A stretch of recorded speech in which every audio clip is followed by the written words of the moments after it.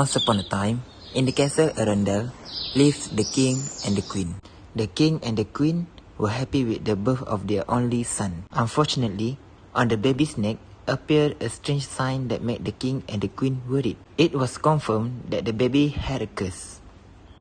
The baby that born as a prince was in a state that were destined to have a mark of the curse from his birth.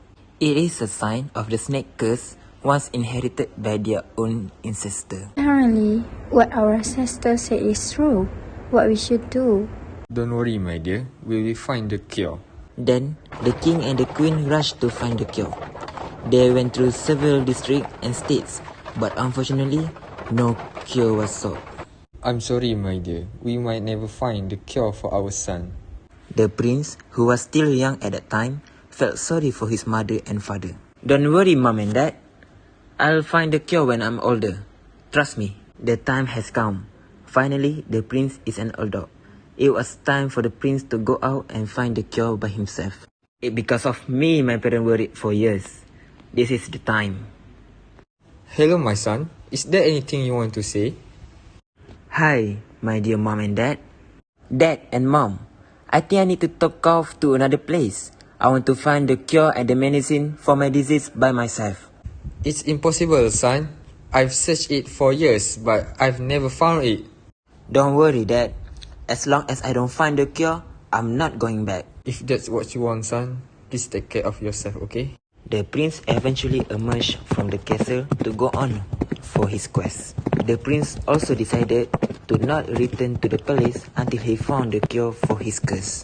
Meanwhile, in another place, there is a princess and a king who dwell in a magnificent and wonderful place. Dear daughter, I don't like your current behavior.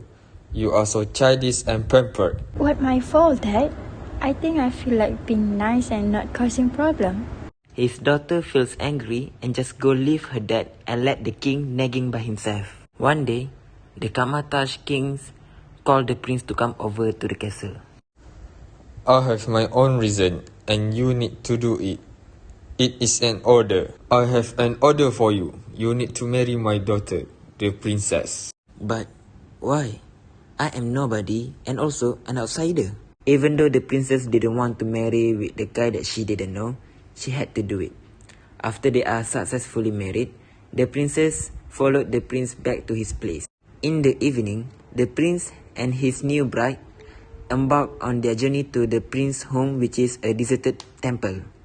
On the way home, they decided to take a break and take a rest alongside the road. Well, my wife, we will rest here first, okay?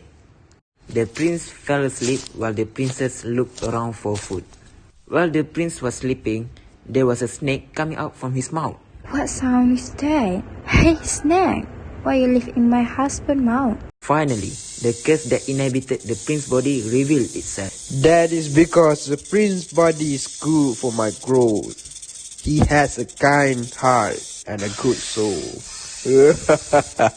The princess knows straight away that the snake is abusing his husband's body. She needs to do something. Without any hesitance, she grabbed a sharp wood and killed the snake immediately. How dare you? What happened just now? I was killed the snake from your body while you're sleeping with your husband. Huh? Really?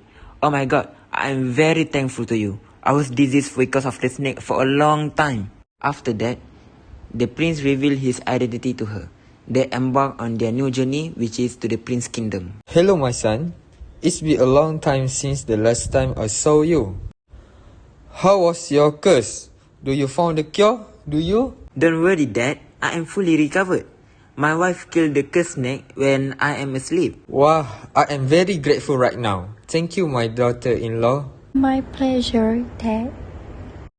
After that, for a long period, the prince and the princess were blissfully married. And after a few years, they were gifted with the birth of twins, a girl and a boy.